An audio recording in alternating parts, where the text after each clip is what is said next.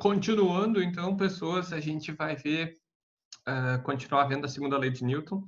Só para terminar, então, terminar essa aula, aí vamos ver mais alguns vídeos. Eu vou mostrar daí para finalizar um exercíciozinho relativamente simples. Mas caiu no vestibular da URGS, então não é tão simples assim. É bem interessante, na verdade. Resume o que a gente vai estar vendo hoje. Nós vamos ver mais alguns outros exercícios mais teóricos falando sobre esse processo. Então, como eu comentei no final do outro vídeo, essa aqui é a equação que define a segunda lei de Newton, que é força resultante, que é o Fr, é igual a massa de um corpo vezes a aceleração. Claro, tem duas formas dessa força resultante ser zero. Se a massa for zero, aí não tem corpo, e se a aceleração for zero, aí não tem força resultante também, que é o caso da primeira lei de Newton, certo? Então, o que acontece aqui, diferentes casos, se a gente mantiver o corpo igual, o tamanho do corpo, a massa do corpo igual, a gente vai ter, ao aumentar a força, um aumento da aceleração. Parece óbvio. Olhando para cá, se eu aumentar a força, aumentar o Fr, mantiver a massa igual, sempre a mesma, a gente vai ter um aumento, consequentemente, da aceleração, certo? Parece bem direto isso. Isso a gente chama uma dependência direta. Se eu aumentar a aceleração, aumenta a força. Se eu aumentar a força, a massa ou a aceleração vão ter que aumentar. Aí a gente tem o outro caso, se a gente mantiver a força igual e mudar o tamanho do corpo, a massa do corpo, quantidade de inércia desse corpo, que está diretamente ligada à massa, a gente vai ver aqui que quanto mais massa ele tiver, mais quantidade de inércia ele tiver, menor vai ser a aceleração que esse corpo tem, mantendo a força igual. Isso parece bastante óbvio, né? Se eu empurrar uma cadeira com uma força, sei lá, de 10 e tentar empurrar um armário com a mesma força de 10, o armário vai se mexer muito mais devagar, com uma velocidade menor, uma aceleração menor do que a cadeira se mexeria. Lembrando aqui, ó, que força resultante, qualquer tipo de força vai ser medida em newtons, inclusive força elétrica, força térmica, força magnética, força nuclear, todas essas coisas são medidas em newton, forças sempre medidas em newton, massa vai ser medida em quilograma, e a aceleração, que nem a gente já viu no primeiro trimestre, metro por segundo ao quadrado. Aí isso nos leva a um questionamento, uma questão da URGS que eu acho relativamente difícil e normalmente o pessoal erra essa questão por causa de porque ela é meio confusa e ela é feita para ser confusa, para o pessoal errar mesmo.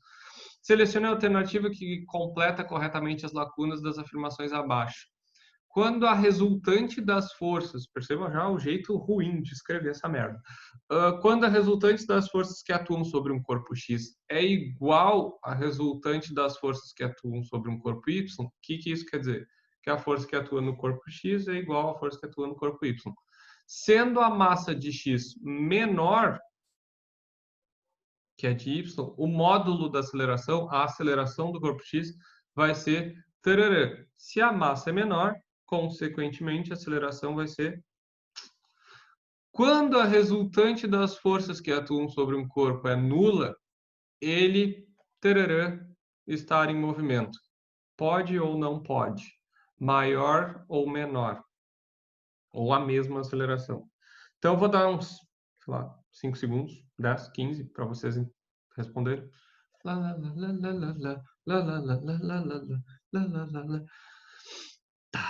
Tá bom. A primeira questão, ele diz assim, quanto à resultante das forças de um corpo X, quando tu tem a força de um corpo X e um corpo Y sendo iguais, e a massa do X sendo menor que a do Y, quanto menor a massa, maior vai ser a aceleração. Então, aqui, ó, o que a gente está buscando é maior. Então, a gente já pode eliminar a letra A, a letra B e a letra E. Então, a gente ainda assim não tem como responder. A gente precisa saber ler a resposta, ler a segunda pergunta, segunda frase ali para saber a resposta correta. Quando a resultante das forças que atua sobre um corpo é nula, que é a primeira lei de Newton, ele pode estar em movimento. Como ele vai estar em movimento? com velocidade constante. Sem aceleração, ele pode estar parado ou com velocidade constante. O que quer dizer aceleração, pessoal? O que quer dizer aceleração? Aceleração é como a velocidade de um corpo muda. Se a velocidade vai diminuir, a aceleração é negativa. Se a velocidade aumentar, a aceleração é positiva. Se o corpo mantiver essa velocidade, ele está com velocidade constante, ele não tem aceleração. Então, ele pode estar em movimento. Quando tu não tem aceleração, tu tem a primeira lei de Newton. Quando tu tem aceleração, tu tem a segunda lei de Newton. Certo? Então, letra D. Por que os corpos param de se mexer? Essa é uma pergunta. Os corpos se mexem porque tem uma força sobre eles e eles provavelmente param de se mexer porque também foi feita uma força sobre eles. Isso nos leva a um processo histórico, que é que o de Aristóteles, ele achava loucamente, isso é bem interessante, tá? Ele achava loucamente que as coisas paravam de se mexer porque era a natureza delas assim. Assim como as coisas, como o ar que é feito de fogo, o fogo que é feito de ar, a tendência dele é subir. Todas as coisas que são feitas da terra, a tendência delas é voltar para a terra. Então, se tu atirasse uma pedra, a tendência dela era voltar para o chão, porque ela é feita de terra. Meio louco isso, né? Não é assim. Não é assim. Quem provou isso, Aristóteles, ele é de, sei lá, 1500, 2000 antes de Cristo.